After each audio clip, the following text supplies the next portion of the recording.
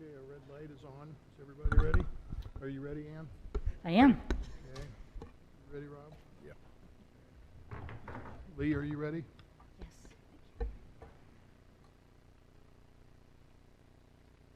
Yes. I'd like to call the Monday, September 20, 2021 Oakwood City Council meeting to order. Would you please rise and join me with the pledge to the flag? I pledge allegiance to the flag of the United States of America, to the republic for which it stands, one nation, under God, indivisible, with liberty and justice for all. May I have a roll call, please, Lori? Mayor Duncan, Here. Vice Mayor Byington, Here. Mr. Stevens, Here. Mrs. Hilton, Here. Mrs. Turbin. Here. Thank you. And do we have a report on our minutes of our August 2 regular session and work session and our August 16 work session and executive session? Councilmember Hilton. Yes, Your Honor, I've reviewed the minutes from all 4 of those meetings, and I found them to be correct and complete, and therefore I move that they be adopted as written. Do I have a second? Second. All those in favor signify by saying aye. Aye. Thank you. So ordered. Under status reports, we have a very special recognition tonight from our public safety department, or about our public safety department, and I'd like to introduce Chief Hill at this time to come to the podium and tell us about the good things happening in our public safety department. Welcome, Chief Hill. Council. Back on August 18th of this year at about 2 o'clock in the afternoon, I'm going to give you a little backstory here, and we're going to show a couple of videos. And then I'm going to invite Dispatcher Anderson and Captain Przinski up here to the podium with me. We received a call in the 2900 block of Roanoke of a structure fire. You could immediately tell by the caller that it was a significant incident inside his house. He indicated that his kitchen was on fire. Dispatcher Anderson took the call, got as much information as she could, and tried to encourage the resident to get out of the house. And in the middle of the conversation, the 911 call abruptly disconnected. Within probably 30 seconds after that call disconnecting, Captain Kevin Przinski was the first arriving officer on the scene. Dispatcher Anderson relayed the information to Captain Przinski, who subsequently went up to the front door, made contact with the resident inside his house. This is now an active working structure fire where there's little to no visibility inside the structure, maybe about 12 inches of visibility at the very bottom of the floor, and the person's being overcome by smoke. Captain Przinski made the decision at that time to make entry into the residence, and he was able to safely remove him from the residence. From there, the subject was treated at a local hospital for his injuries, and from there, the Oakwood Public Safety Department, along with the Kettering Fire Department, was able to put the fire out. But within that last couple-minute dissertation here, there was a lot of incredible work done by Dispatcher Anderson and Captain Przinski to achieve a successful outcome. And I want to show just the video of from Captain Przinski's command vehicle. He pulled up, and now that we have the in-car cameras, we get to capture events, extraordinary events like this on video. So I have Mrs. Wilder. What this is Captain Przinski just pulled on the scene. He just took a natural incident command post on the opposite side of the street. You can see the smoke coming from the eaves of the residence right there. And here in just a second, once the video starts rolling, you'll see Captain Przinski make contact at the front door.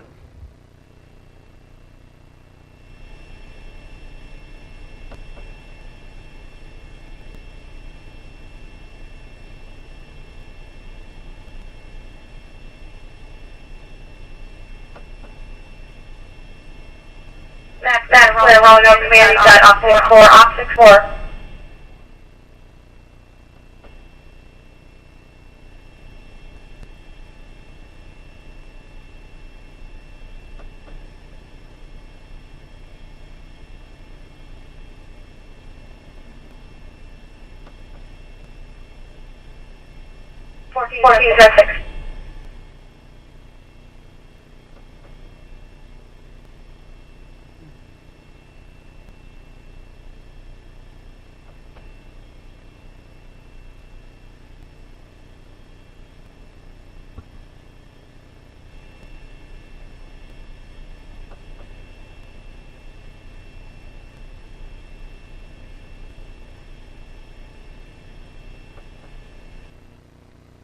That's how the call started. I'm just going to show another video, probably within 5 minutes after this.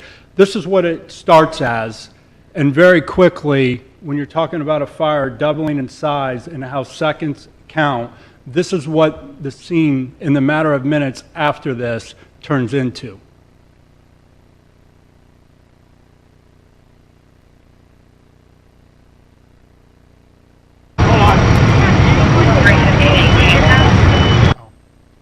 So you can see how quickly it escalates. So with that being said, I would like to invite Dispatcher Anderson up here. And I would like to present her with a letter of appreciation. And it states as following. On Wednesday, August 21st, 2001, you received a 911 call from a caller reporting a structure fire at his residence. The caller stated his kitchen was on fire. As you began gathering information for responding crews, you instantly recognized the severity of the situation and began instructing the resident to immediately exit the residence. Shortly thereafter, the call was disconnected. After the call was disconnected, you immediately relayed the information to responding crews and alerted them to the fact that the subject was still inside the residence. Captain Kevin Przinski was the first arriving unit. Using the information you provided, Captain Przinski was able to make contact and safely remove the subject from the residence. There is no doubt that your ability to quickly obtain and relay critical information played a part in the successful outcome of this event. I want to recognize you for your efforts and formally congratulate you on a job well done. Again, thank you for your efforts and your contribution to the success of the Oakwood Public Safety Department.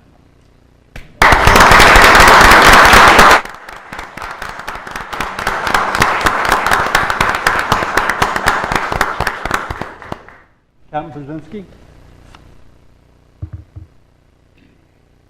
It's not very often in our line of work that you get to present somebody with a Valor Award.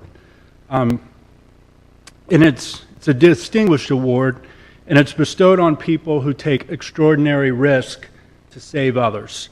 And that's exactly, as we saw in that video, what Captain Przinski did. So with that, I'll read his citation here. On Wednesday, August 18th, 2021, on-duty personnel were dispatched to the 2900 block of Roanoke Avenue on the report of a structure fire. The resident contacted the dispatch center via 911, reporting his kitchen was on fire. The caller was inside the residence, and you could hear the caller was starting to become overwhelmed by the heavy smoke conditions inside the house. The 911 call was abruptly disconnected. Upon your arrival, you immediately responded to the front door and began yelling for the subject inside. The resident responded, but at this point was physically unable to exit the residence. Recognizing that the resident's life was in danger, you took extraordinary action at great personal risk by entering the residence without any safety equipment, which was filled with heavy smoke, limiting your own vision and ability to breathe, to rescue the resident. Subsequently, you located the subject in the living room area of the residence and was able to safely remove him from the residence. The subject was later transported to an area hospital and was treated for serious injuries he sustained during the fire. There is no doubt that your quick recognition and immediate action played a significant role in saving his life. There is no greater action a public safety officer can take than risking your own life to save another's. I want to recognize you and formally congratulate you on a job well done, and thank you for your efforts and contributions to the success of the Oakwood Public Safety Department.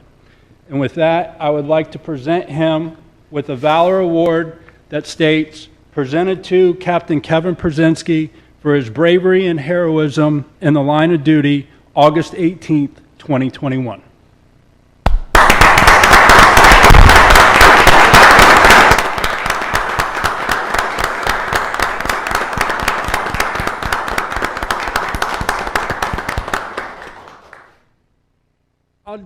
I just want to conclude with this because extraordinary night, and you know, the past year has been tough for the police profession, public safety profession across the nation. Particularly the last couple of years have been tough for our department. There's been a lot within our own community and in the region that have openly challenged and questioned the professionalism and the integrity of the members of this organization. And council, as I stand before you, and I know there's several other members standing behind me of the department, this speaks to the caliber and the professionalism of each and every member of the organization, and I think it's important for everybody, both in this room and watching at home, to know that. So with that, thank you very much. Thank you. Thank you.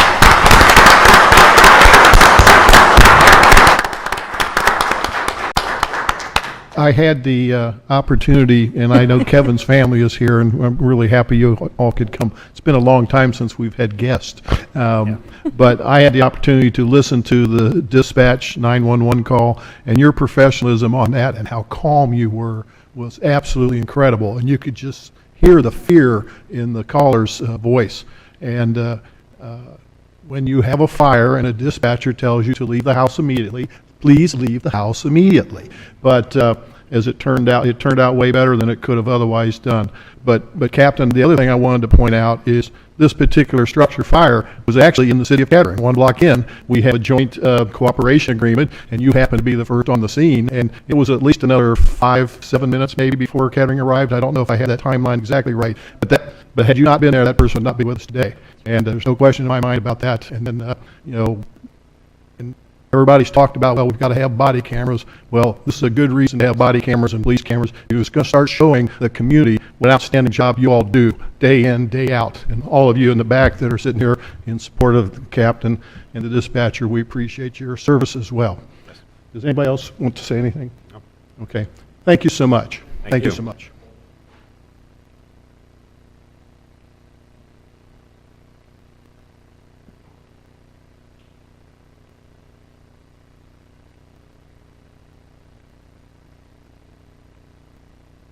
Okay, can you top that? We do have a special visitor here tonight. Oakwood resident Madeline Eisley is here to talk about the Montgomery County Human Service Levy Campaign. Welcome, Madeline. Thank you. Thank you, Mayor Duncan. Actually, I'm also here to thank those men and women, but I'll get to that in a minute. Let me start, I want to start with gratitude, words of gratitude, and then I'm going to ask for your consideration. Little over about 24 years ago, we learned that we were expecting our second child, and we knew we needed a bigger house.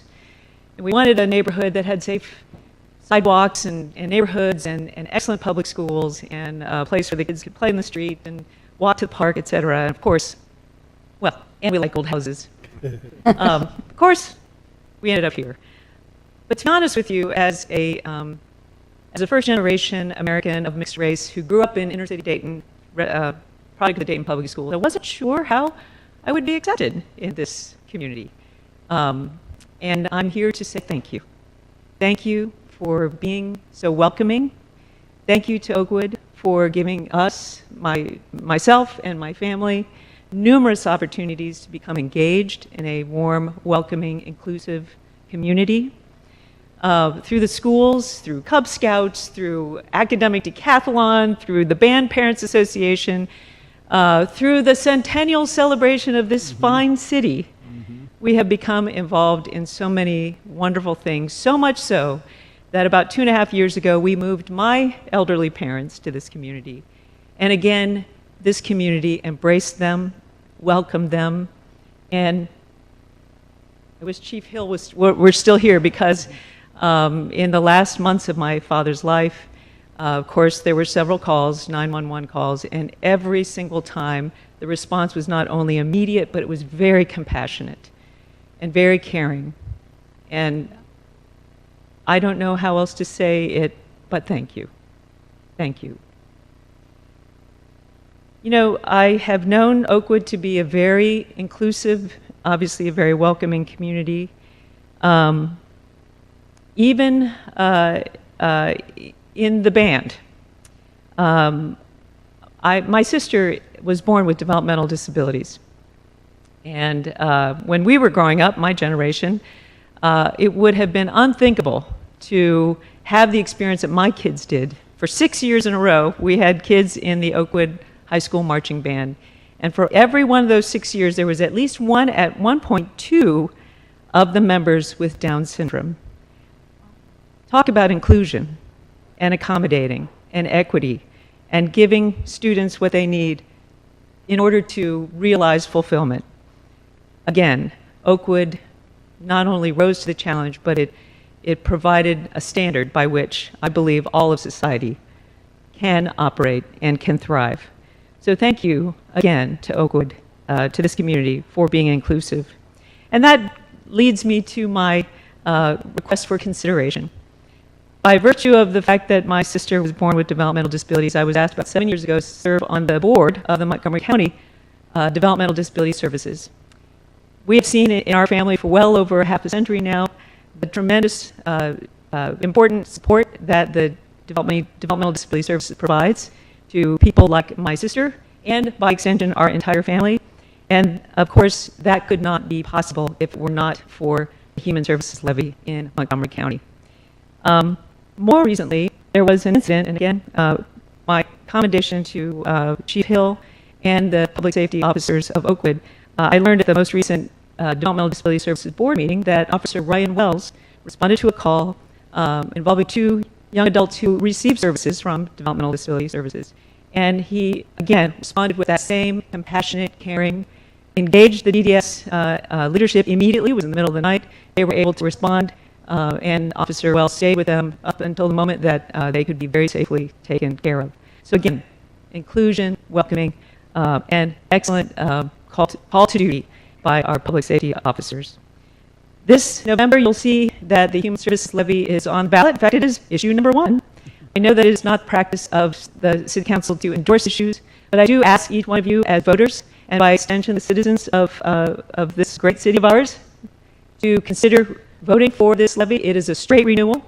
That means that it will not raise your taxes. It was last passed in 2014, so that's the exact same tax that you'll be paying should this prevail again in November of 2021. I left pamphlets with Lori to share with you, just a one-page sheet with a little bit of facts and figures. Of course, this not only supports persons with developmental disabilities, it supports the elderly in our community, those with mental health and other challenges. It provides healthy food and housing for our less able citizens and of course, the most vulnerable of us, and that would be our children. Thank you again for giving me this opportunity to say hello, to say thank you, and to say please vote for issue 1. Thank you very much, Mayor. Thank you very much for coming, and we really appreciate your thoughts about our fine city. One thing that I can tell you, for being on council as long as I have been, after every election I always look and see who votes for what and who votes against what, and the citizens of Oakwood have historically had the highest pass rate for the Montgomery County Human Service Levy of anybody in the entire county.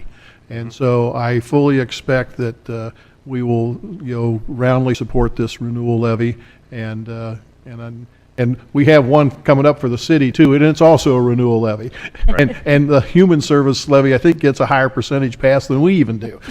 That's right. Can I tell you, Mayor, that data point, which believe me, I follow the elections the same way that you do. That data point makes me so proud, even prouder, to be a citizen of Oakwood. So thank you for noting that. And again, thank you to everyone for your support. Thank you. One more reason why we were voted the best community in the state of Ohio in which to reside. Exactly. Okay. All right. Our next, I don't know if they're visitors, but our next report is we have our July and August Beautification Award winners, and we're going to show a video of the July and August winners, and then I will announce their names and addresses, and we will arrange to get their plaques with a picture of their homes and their award to them here shortly. So I'll turn it back over to Jennifer Wilder to start the video.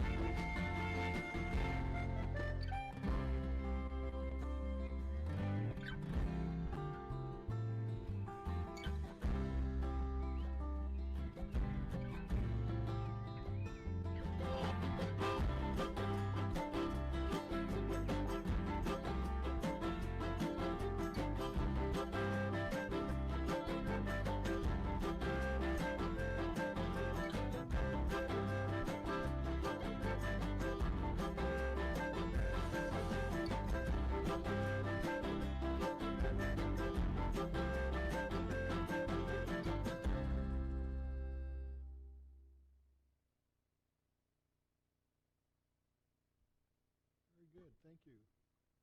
Let me, for the record, read the names and addresses of our award winners, and none of them are in attendance this evening, so we will make sure that we send to them their plaque with the picture and congratulate them. 704 Runnymede Road, Melissa Thies and Stephen Mates. 331 Skank Avenue, Christopher and Susan Kroom. 332 Volusia Avenue, Julie Byer. 234 East Dixon Avenue, Deborah Edwards. 259 Greenmont Boulevard, Daniel and Karen Kugel. 215 Lonsdale Avenue, Wayne Anderson and Jane Robinson. 1814 Coolidge Drive, Jane Hamilton. 25 Orchard Drive, Ashley Graham. 249 Orchard Drive, Scott and Monica Hebert. 101 Mart Avenue, William LaValle. 248 Ridgewood Avenue, Edward Dowd and Maureen Perot. 55 Beverly Place, Lynn Irwin. 401 Lonsdale Avenue, Margaret Jorgens. 302 Corona Avenue, Barbara DeLuca. 9 Hadley Road, Christopher and Ann Athmer. 306 Clarana Avenue, Michael and Lisa Hayes. 240 East Drive, Joseph and Christina Maggan. And 1521 Runnymede Road, Jeffrey and Tara Nabholz. Congratulations to all of you. We're looking forward to seeing you sometime in the future, and just drive around Oakwood because this is a really pretty place to live. Let's give them a hand.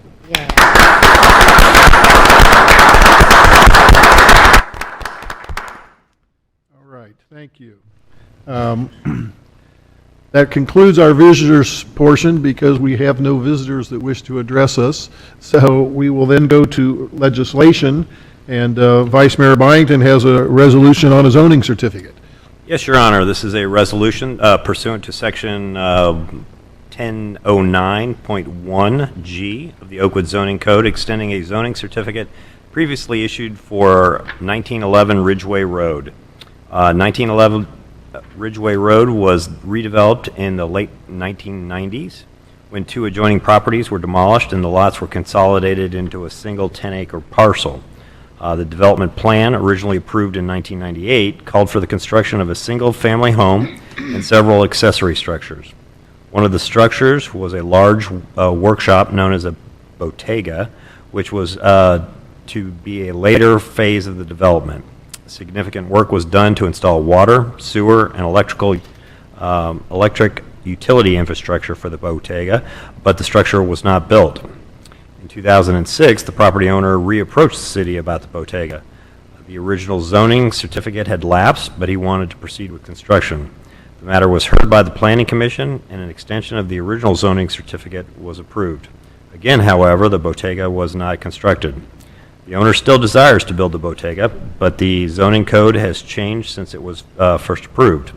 For reasons unrelated to the development of 1911 Ridgeway Road, the code now limits the height of detached accessory structures to 18 feet, which is substantially shorter than the 41 feet that had been approved twice for this property. There's no height variance available under the current code. This project has been vetted twice by the Planning Commission through its public hearing process and has been approved twice. 1911 Ridgeway is a uniquely large property that can accommodate a larger structure without adverse impact to the surrounding neighborhood. As such, this resolution would exercise council's authority under Section 1009.1G of the zoning code to grant an extension of the zoning certificate previously issued for this bottega. Now, council is mindful that despite 2 prior approvals, this project has not been completed. For that reason, this resolution established a 1-year deadline to obtain permits and commence construction. After that deadline, no further extensions will be considered or granted. I move that council adopt this resolution this evening. Do we have a second? Second? I need to recuse myself from voting, so I will list my vote as an abstention. Are there any questions for Vice Mayor Byington? Hearing none, then Lori, would you please call the roll? Vice Mayor Byington, Yes. Mr. Stevens, Yes. Mrs. Hilton, Yes. Mrs. Turbin. Yes. Thank you. And Vice Mayor Byington also has another resolution tonight. Yes, this is a resolution ratifying and confirming the City of Oakwood's participation in a consortium of local governments known as One Ohio and acceptance of a proposed opioid distribution settlement agreement in connection with ongoing national litigation. Ohio is included in ongoing litigation involving the national prescription opioid epidemic.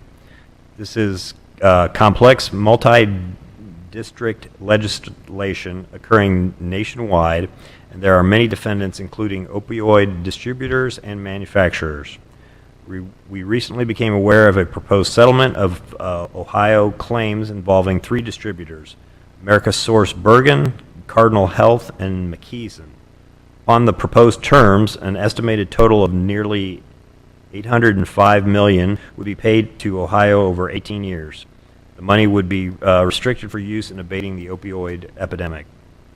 Up to 30% of the money would be allocated to a pool that provides direct payment to local governments, including Oakwood. This is an incentive structure to ensure the participation of as many jurisdictions as possible. If 95% of Ohio jurisdictions participate, the payout would be 70% of the pool. At 100% participation, the payout increases to 100% of the pool. Oakwood's allocation is 0.0665% based on population. For comparison, Kettering's is 0.3384%, and Dayton's is 1.3853%. However, the numbers are not as large as they may seem because the settlement is structured over 18 years. At the 95% participation level, Oakwood's share would be an estimated $93,000 or about $5,500 per year. At the 100% participation level, that would increase to an estimated $134,000 or about $7,500 per year. Aside from the direct payment, other settlement funds will be directed to 19 regions throughout the state, of which Montgomery County is one. There will be additional funding opportunities through those disbursements for opioid abatement projects that are of regional value. The 95% participation threshold has already been met. Oakwood did not actively participate in this litigation initially, as we could not establish the level of opioid-related damages that many communities have experienced. But we do not intend to pursue our own litigation, and proving damages is not an issue with this proposed settlement. Due to time sensitivity, the city manager has already signed documents to participate in this settlement. These include a memorandum of understanding by which the city of Oakwood joins One Ohio, a consortium of all Ohio municipalities participating in this legislation, as well as the proposed settlement with Amerisource Bergen, Cardinal Health, and McKeeson. Although ratification is not required under our charter, this resolution will constitute legislative approval of the settlement as required by the court. I move that council adopt this resolution this evening. Do we have a second? Second. Any questions or comments for Vice Mayor Byington? Hearing none, Lori, would you please call the roll? Mayor Duncan? Yes. Vice Mayor Byington, Yes. Mr. Stevens, Yes. Mrs. Hilton, Yes. Mrs. Turbin. Yes. Thank you. And Vice Mayor Byington has a third and final resolution. Yeah, this is more of a housekeeping one, but it is a resolution accepting the amounts and rates as determined by the Budget Commission and authorizing the necessary tax levies and certifying them to the county auditor. Each tax year, the Montgomery County Budget Commission is required to certify its determination of the millage rates and amounts the city will receive from its existing property tax levies. For 2021 through 2022, the Budget Commission has determined that Oakwood will receive $1,263,471 from inside millage and $1,070,342 from outside millage tax levies. These figures are consistent with the city's projections. This is our annual resolution to accept the county's determination, and I would move that council adopt this resolution this evening. Do we have a second? I second it. Any questions for Vice Mayor Byington? Hearing none, Lori, would you please call the roll? Mayor Duncan? Yes. Vice Mayor Byington? Yes. Mr. Stevens, Yes. Mrs. Hilton, Yes. Mrs. Turbin. Yes. Thank you. That concludes our legislation this evening. We have a very interesting staff report from our Engineering and Public Works Director, Doug Spiller. Welcome, Doug. Thanks, Mayor and Council. Just quickly, I'd like to pass along our congratulations to Captain Brzezinski and Dispatcher Anderson. That's quite an inspiring story and something we certainly, as coworkers, it's a goal to try to duplicate their professionalism. That was quite a story that we heard this evening. So thank you very much. I think it was last year in April, and I just wanted to give council a few updates on what's happening at currently Public Works and Engineering.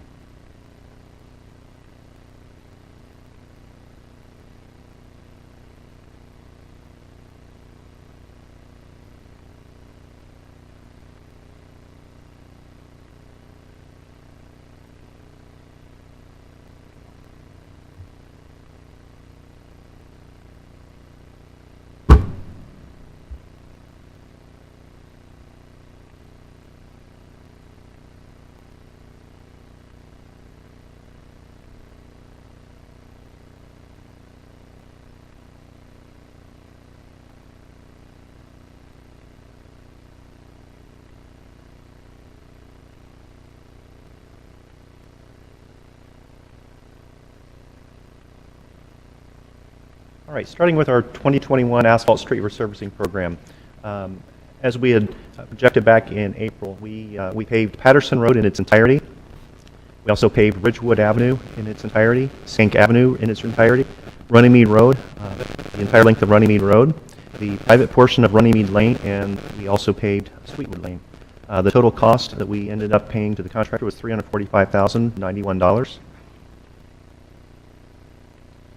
Another project that we're currently working on is currently underway. I have a few pictures here.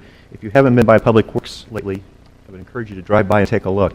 It's certainly changing a little bit, and it's going to be a very nice improvement to the area. We are in different project phases. We've completed the clearing of the area. We're currently in the extension of the retaining wall with a contractor, and as soon as they're complete, which we expect to be in about 2 more weeks, we'll have site work to finish out the recycle center area. So this will move the current site of the recycle center from Krager Park at the dog park over to an underused portion of the Public Works Center. Our estimated total cost for the project is $299,000. We did receive, we actually applied for and received a incentive grant from Montgomery County Solid Waste District in the amount of $72,000, about 24% of the project. So we're very grateful to have their participation on the project. This is a sketch. I'd like to thank Chris Kuzma. He helped with this sketch along with Dave Shuey as we kind of have done several iterations. This is our current sketch of the concept.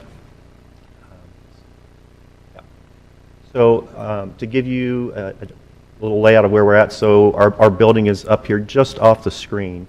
So this is the main entrance of Public Works as you come in off of Schaefer, the existing public gate, and then we have a column over here. So we're 24/7 access to the center. We'll have an entrance in a fenced-off area that will keep the public accessible 24 hours a day, and then keep our Public Works Center secure. We intend to do some expanded curb work, a little raised median, and then the rest will be paint striping to allow us to offer the current yard debris, cardboard recycling, and commingled recycling. We intend to put some gates at the rear to allow a little bit easier access for our folks, and especially the yard debris. We'll have a sliding gate where we can push the debris that's dropped into the bigger pile that's typically placed along the existing retaining wall. So in the red is the retaining wall work that's being done right now. It's about a 90-foot extension of the existing retaining wall. It's about 12 feet in height. Just a couple things to take from these photos. I know it doesn't show you a whole lot other than the size. All the equipment on this project is very, very large. Stuff that a lot of us don't get a chance to see very often. So it's a really neat project, especially if you like the big equipment. So that is an excavator. Those bits go on the end of that excavator, and that's what's actually used to drill the holes. There are 15 columns that are being installed. They're H-beams, steel beams that go into the ground about 15 feet. And then to mimic what we currently have there, we'll install a concrete lagging to hold back the retaining wall. So they've installed, as of today when we were leaving, about 6 of the 15 columns. So they're making pretty good progress. And this shows a little bit of all the equipment on the site. So they have a large crane there. The drill rig is in the background, drilling into the bank, and then they have an excavator there as well, along with a lot of ancillary equipment. They started on the project. They mobilized last Monday, so they made a lot of progress in the week to get themselves set up and running on a project. It's great to see a lot of progress. Moving on to the backfront improvements. This is a continuation of a project that started back in 2010 in the city of Oakwood. It's the Vectron, it's now CenterPoint Energy bare steel cast iron replacement project. So it replaces gas mains throughout the city along with their services and relocates meters to the outside of the home. We had four project areas this year. This one actually started late last year. They advanced this project a little bit due to some deterioration in their lines. So along Ridgeway Road, that project is complete. They're currently still in Triangle and Orchard area. The work's underway, but they are getting towards the end of the project. They're also on Lookout and East Ruston. That project is kind of combined with this next project on Bar Hills Avenue. A lot of folks have seen that project. They did have some evening closures on the street that were a little bit longer than they anticipated, but I believe as of tonight they should have those wrapped up. So they have services yet to do on this project, but the main portion of that pipe is installed as well. Additional projects that we worked on or that we have coming, our annual pavement marking. That's just our annual marking of striping throughout the city. We also did thermoplastic pavement marking on Patterson Road this year, do the resurfacing. We do annual conflict monitor testing on all of our 17 traffic signals. So that's a test on the electronic equipment in there to make sure they're working. We did the asphalt pavement rejuvenation on streets that resurfaced several years ago. Fiber optic installation at Orchardly Park was completed since we last spoke. That now provides security back to the Public Safety Department for the park. We have Far Hill stormwater inlet repairs. We actually bid the project earlier this year, and we received bids that were over our budget, so we're going to combine that with a curb repair project next year on Far Hills Avenue to complete the stormwater inlet repairs. The Doug Park parking lot will be resurfaced and some additional lighting added there next year once the recycle center improvement is complete. And then we have the Public Works storage facility that will add a metal pole barn type structure to the Public Works Center in the rear for storage for the Leisure Services Department. Some capital equipment purchases. These have been really tough. Just like you've probably noticed on a lot of the lots around with residential or consumer vehicles, we've had a tough time buying vehicles as well. So we are fortunate to have a refuse packer truck that is in service. It was ordered last year and it was delivered in May of this year. Cost for that truck was $245,000. We also did purchase a second packer truck that we have ordered. It is not delivered yet. We anticipate a late 2021 delivery. Refuse packer truck number 2 was $275,000. We purchased 4 refuse scooters. We started previous to me. They started looking in 2019 to what they were going to replace the scooters with. The scooters that we currently use, they do not produce those anymore. So they found a couple of different alternatives. We found even a newer unit that we really have a lot of hopes for. It's the Daihatsu. I'll show a picture here on the next slide. We actually bought 4 of those units. There were 3 in the budget from 19, 20, and 21. We actually got 4 for what was in the budget, so we went ahead and replaced those.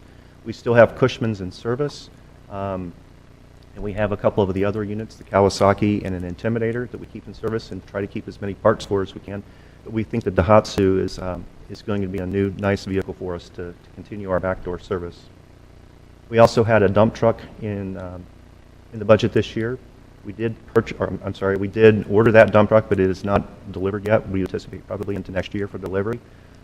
Cost on that was $140,819. And a pickup truck, just like everybody else, we cannot get one. We finally were able to place an order for it. They started taking orders. We're not quite sure. It will probably be into next year. That's just a routine pickup truck that we're having trouble taking delivery of.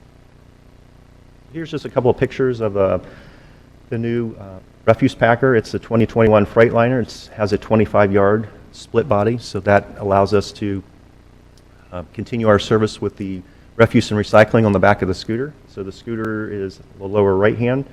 We have 4 of those units. That's the Daihatsu. The only difference that you'll notice probably on those is the drive is on the right-hand side, so it's a little different. If there's somebody in the unit, you'll see them on the opposite side of the vehicle. But those seem to be working very well. They have the split hopper on as well, so they turn around, back up to the packer body and dump into that. Something new that we talked about quite some time ago with Norb and with Gary Dersch and Scott Loper when they came on board. This is something we just became a member of. This is the Ohio WARN, which stands for the Water Wastewater Agency Response Network. Think of it as a utility helping a utility, kind of a mutual aid. It is a little different in mutual aid as far as it does. If we do invoke that, we do, as a requesting agency, do pay for the resources of the responding agency, but it is something that is shared statewide, and it's there if we need it. So if we have any kind of natural or man-made or any kind of disaster, we have that resource available. You can reach out and call on folks to help. So just reminders of our refuse and recycling program. Of course, we continue our weekly trash and recyclable selection, our unique backdoor service. Our yard debris and special pickups we continue. As the time of year dictates, we're gearing up for our leaf disposal, our leaf mulch program. Our self-service continues at Crater Field self-dumping, and we will announce when we change that over to the Public Works Center. For now, the Crater Field self-dumping is still available. Our monthly Public Works yard self-dumping is still very successful and very popular. And then we have our refuse dumpsters where we bring those out to folks and collect those from residents. Been showing this graph now, noticing the trend that we had in late last year, I'm sorry, all of last year, that is the orange. The current graph trend is the burnt red. So it looks like we're trending back to more of a normal average. But as you can see from last year, we had a really sharp uptick in March and April, and it's continued for most of the year. And we ended up having the most tons we've had over the last 6 years since we've been looking at the data. We do typically collect about 3,500 tons of refuse, about 615 tons of recyclables. This just helps us, this data helps us predict our budget and allows us to budget appropriately for our expenses, knowing what the cost of the disposal will be.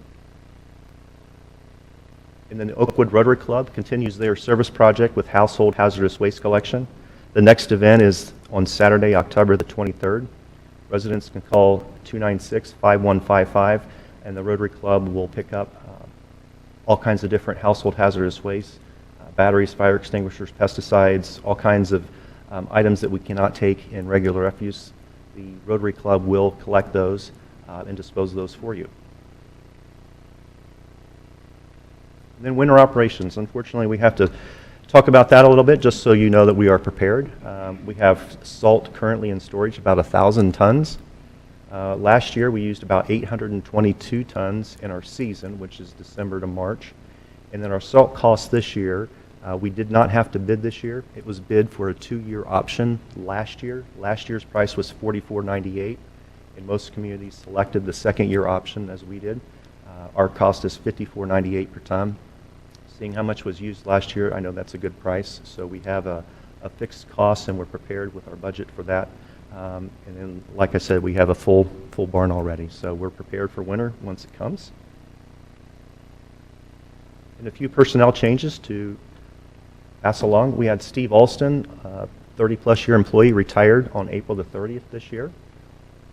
We had Scott Loper join us on April the 5th. He's our water plant superintendent and water and sewer foreman, replaced Gary Dersch. Corey Edwards is a general service worker in our refuse department. He started on August the 2nd. And then Chris Kuzma started as our staff engineer on the same day, August the 2nd. That's all I had, unless you have any questions. Any questions? So do I understand that the salt for this year is $10 more a ton than last year? That is correct, yes. Okay. And is that just because of inflation or? Inflation and use, yes. And use? Yes. All right. All right. Well, thank you very much. You're welcome. Any other comments? Thank you. Thanks. Thank you, Doug. All right. So I think Councilmember Stevens has an Oakwood moment he'd like to introduce. Yes, I do. Thank you, Mayor Duncan. Lauder, will you be putting that up? Yes. I don't know where I was going. No, it's fine. I can start talking about it a little bit. I This one will work. have a few comments here. This Oakwood moment is a concert at the farm on Ridgeway. This is a wonderful event that's occurred for the last 15 years over the summer at the home of John and MJ Gray. It's when the Oakwood High School Marching Band, which consists of anywhere from 75 to 90 members normally, they come out and perform all of their musical pieces that they've been working on previous year and over the summer to get ready for the fall and the rest of the school year. So it's their first big performance to show to their family and friends what they've been working on. It's usually attended by over 400, close to 400 Oakwood citizens, obviously depending on how many band members there are, but it's a wonderful event that the Grays host there on their property, and they bring them into their property, and it's just a wonderful occurrence. And as you'll see here in a minute, there's a picture and then a small video that shows how it actually goes down. So it's a wonderful thing. So is technology. Yes, technology is a wonderful thing as well. Not a problem.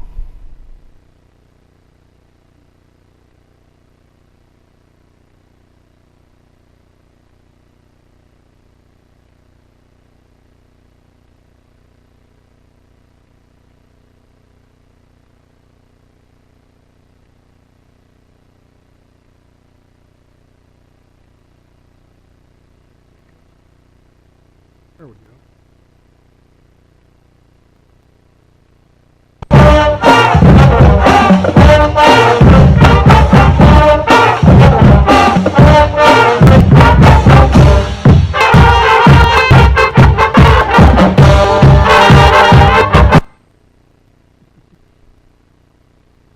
Very good. I know that, I guess I have friends on Facebook. I'm just a receiver, I'm not a sender, but one of them sent me a copy of the Ohio State University band doing Script Ohio, and I thought that was pretty cool. And then I obviously have somebody that's a Michigan fan. Michigan finally won a football game, and so they showed that as the Michigan band is coming down the street from the big house, and marching after they won. And everybody likes a band. Yeah. Okay. Very good. Thank you, sir.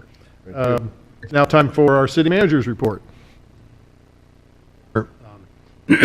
As I was watching this technology stuff tonight, I was having a flashback to the old overhead projector. And, there was only one thing that could go wrong with that, and that was that little light bulb. And if you had a spare one, it was a quick fix, and off you go. This stuff is, I know these two ladies are going to leave here tonight angry again because they work so hard to make this stuff work, and it's just gremlins. But thank you to Lori and probably Jennifer too, and MVCC for fixing the audio, because it is much, much better tonight. And yes, aren't you happy it's working great? So, but anyway, if Mike Kelly's watching, which I'm sure he is not, my predecessor, he was the master of the overhead projector and those, what do you call them? The slicks. The slicks. The slicks. Yeah, he had a whole stack of the slicks. But what is that? The worse the news is, the more slicks you have to show to right. Tell people. My only other comments related to the Public Works Department, and as you all know, that department is near and dear to my heart. And up until the census numbers came out last month, when I was just talking to somebody about Oakwood that doesn't know our community, I would say, well, we're a community of about 9,000 people, because we were 9,202 previously, but now with the picking up nearly 400, we're 9,000, almost 9,600.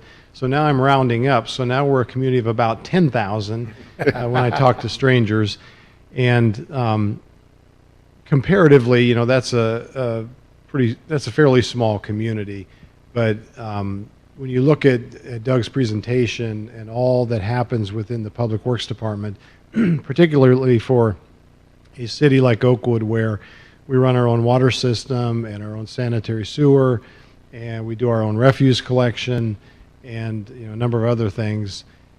Just a real variety of work, and it all falls under the responsibility of the director, and that's Doug, and I want to thank him publicly for all he does every day. The other thing you'll remember, I'm sure a couple years ago, we put together a map of Oakwood, and we showed in yellow the land zoned residential, and in blue the land zoned commercial. And of course we have no industrial zoned land here in Oakwood, so it was red or yellow and blue, and essentially the entire map was yellow. You had to look very, very hard for the blue areas. And what's important in that is that everything we do, all these projects you heard about and all these things we do, we're in somebody's neighborhood. And even that Far Hills project, which has been the Vectron project, so noticeable and has backed up traffic and all, that's in somebody's front yard. These folks that live right there along Far Hills. So given that fact that we're always working in somebody's neighborhood, it just makes our work effort that much more challenging, and it makes it so much more important that we communicate, aggressively with our citizens whenever we're in and about their neighborhoods. So thanks, Doug, for all you do on that front, and day in and day out. And like we all know, every day brings a new challenge, and tomorrow we'll have one, and we don't know tonight what that will be. But I know we have a great Public Works Department ready to tackle whatever comes up. So that's all I have tonight. Any questions for our city manager? All right, then that will conclude his report. We will now go to council comments. Councilmember Turbin. Yes, I have two reminders. First of all, this Saturday is the Oakwood Shred event. I didn't hear you mention that, did you, Doug? Okay, well, good. It's from 8 to 11 at our Public Works Center, and you drive up, you leave your sensitive material that you want shredded in your trunk, and they will take it away and destroy it safely. So that's this Saturday from 8 to 11. And the other reminder is about the general election on November 2. Now, I know you know that's when the election is, but we want to make sure that everybody gets out and vote. And I just wanted to let people know that it's not too late to register. You can register online through Montgomery County Board of Elections up through October 4th, and then you can go ahead and vote on the 2nd. So there you go. Thank you. Councilmember Hilton. No comments, Your Honor. Thank you. Councilmember Stevens. No comments this evening. Vice Mayor Byington. No comments here either. I have two. I received a letter last month from a citizen that said, I participated in the Oakwood Police Academy during the fall 2020. Since our ability to experience a police ride-along was constrained by COVID-19, I deferred that activity. Last month I rode with Officer Chris Sloan. It was an excellent experience. Officer Sloan was an effective teacher who increased my understanding of policing in Oakwood. The ride-along enhanced the education I got from the academy, providing real-life experience and an opportunity to understand the decision-making process employed in different situations. Not only did I increase my understanding of policing, but I also gained an enormous respect for Officer Sloan.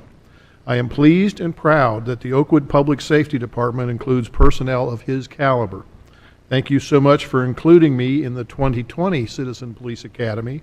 I'm glad to know the 2021 Academy will be starting soon, so more residents will share in this opportunity. That class is full, and I know that people really want to do this, and we will probably be accepting applications for 2022. It's another great program that Chief Hill created, I think, 3 years ago, perhaps. So, and then finally, please pray for the families of the following Americans. Marine Corps Staff Sergeant Darren T. Hoover, age 31, Salt Lake City, Utah. Marine Corps Sergeant Johanny Rosario Picardo, 25, Lawrence, Massachusetts. Marine Corps Sergeant Nicole L. Gee, 23, Sacramento, California. Marine Corps Corporal Hunter Lopez, 22, Indio, California. Marine Corps Corporal Dagan W. Page, 23, Omaha, Nebraska. Marine Corps Corporal Humberto A. Sanchez, 22, Logansport, Indiana. Marine Corps Lance Corporal David L. Espinoza, 20, Rio Bravo, Texas. Marine Corps Lance Corporal Jared M. Schmidt, 20, St. Charles, Missouri. Marine Corps Lance Corporal Riley J. McCullum, 20, Jackson, Wyoming. Marine Corps Lance Corporal Dylan R. Marola, 20, Rancho Cucamonga, California. Marine Corps Lance Corporal Kareem M. Nikoy, 20, Norco, California. Navy Hospitalman Maxim W. Sloviak, 22, Berlin Heights, Ohio. Army Staff Sergeant Ryan C. Knaus, 23, Coralton, Tennessee. These were the 13 American heroes killed in action in Kabul, Afghanistan on August 26, 2021, saving Americans and our allies from Islamic terrorists. While their names were not entered into the congressional record immediately, they will be a part of our meeting minutes in perpetuity. Something is very wrong in Washington, D.C. Nonetheless, America's best days are still to come. We are adjourned.